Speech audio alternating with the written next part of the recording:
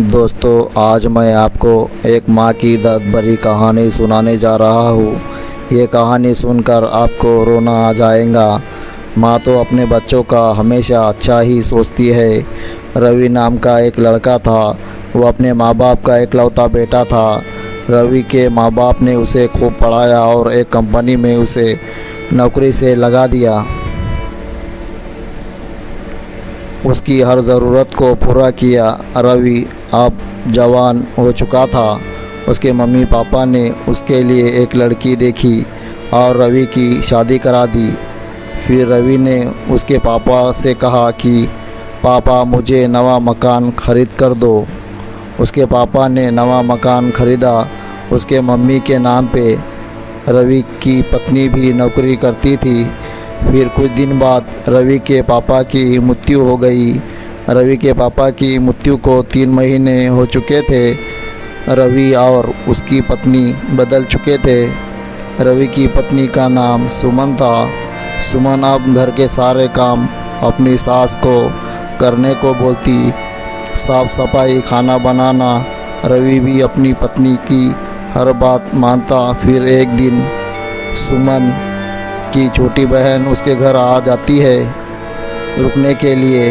फिर रोज़ साली जीजा में मजाक मस्ती होते रहती है और साली जीजा एक दूसरे से प्यार करने लगते हैं। सुमन और रवि का एक लड़का भी था, 9 साल का। वो अपनी दादी का बहुत ख्याल रखता था। उसकी दादी भी उसका पूरा ध्यान रखती थी। उसे खाना बना के खिलाना, स्कूल के लिए तैयार करना। बहू और बेटा उस पे बहुत जुल्म करते थे, लेकिन वो कुछ नहीं बोलती, घर का सारा काम करती। एक दिन बहू अपने दोस्तों के साथ बाहर जाती। रवि नौकरी से आता है और अपनी माँ को पूछता है, सुमन कहाँ है? वो बोलती है कि बहू अपने दोस्तों के साथ बाहर गई है। रवि अपनी माँ से कहता है कि मेरे बेटे को गार्डन में घुमाने ले जाओ। पोतरा भी बहुत खुश हो जाता है और अपनी दादी से कहता, चलो ना दादी। दादी के पैर में बहुत दर्द था, फिर भी वो उसके साथ जाती है। थोड़ी दूर जाने के बाद दादी के पैर में बहुत दर्द होता है। पोतरा दादी से कहता है, दादी आपको बहुत दर्द हो रहा है, घर वापस चलो। वो कहती है, रुक, मैं अभी अंदर से ट्यूब लगा के आती हूँ। वो जैसे ही अंदर आती है, रवि नहीं दिखता उसे। फिर दूसरे कमरे से कुछ आवाज़ें आती है। वो जाके देखती है, अंदर रवि और उसकी साली दोनों अंदर थे। वो रवि को एक चाटा मारती है और बोलती है, तुम बहू को धोखा दे रहे हो। और रवि की साली को भी बोलती है, तुम अपनी बहन का घर बर्बाद कर रही हो। रवि कहता है, माँ, सुमन से कुछ मत कहना, आगे से ऐसा नहीं होगा। माँ कहती है, आने दे, बहू को सब बता देती हूँ। बहू के घर आने से पहले उसकी बहन फ़ोन लगाती है और कहती है, दीदी, तुम्हारी सास मुझे घर से निकालना चाहती है और वो तुम्हें 1 के 2 लगाकर बोलेंगी। फिर सुमन घर आती है। उसकी सास उसके पास आती है और बोलती है, बहू, तुम्हें कुछ बताना है।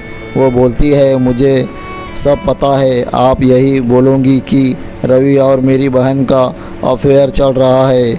मेरी बहन ने मुझे सब बता दिया कि तुम उसे घर से बाहर निकालना चाहती हो।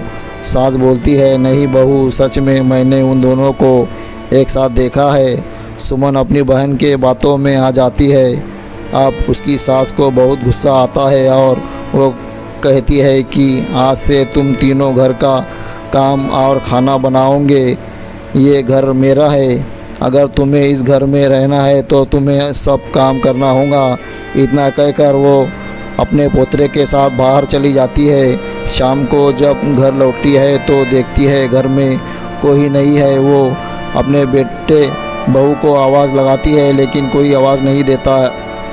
फिर वो अपने पोतरे से कहती है, तुम कपड़े बदल कर आओ, मैं जब तक किचन में देखती हूँ क्या है खाने को। वो किचन में जाती। पीछे से उसका बेटा और बहू रस्सी लेकर आते हैं और उसका गला घोट देते हैं और बाहर चले जाते हैं। पोतरा जब आके देखता है दादी ज़मीन पर पड़ी हुई तो घबरा जाता है और तुरंत अपनी माँ को फ़ोन लगाता है और कहता है, मम्मी जल्दी से घर आ जाओ। दादी को क्या हुआ है? दादी कुछ बोल नहीं रही। फिर रवि, सुमन और उसकी बहन तीनों आते हैं और रोने का नाटक करते हैं। फिर पुलिस को बुलाते हैं। पुलिस तहकीकात करती है और तीनों के कॉल लोकेशन से पता चलता है कि तीनों घर में आए थे। फिर तीनों को थाने लेकर जाते हैं, सख्ती से पूछते हैं। तीनों अपना गुनाह कबूल कर लेते हैं और तीनों को जेल हो जाती है। तो दोस्तों, कैसी लगी आपको एक माँ की दर्द भरी कहानी? कमेंट बॉक्स में ज़रूर बताना। और अगर आपने अभी तक हमारे चैनल को सब्सक्राइब नहीं किया है तो प्लीज़ हमारे चैनल को सब्सक्राइब करें और बेल आइकन की घंटी ज़रूर दबाएं और साथ में ऑल पर क्लिक करें।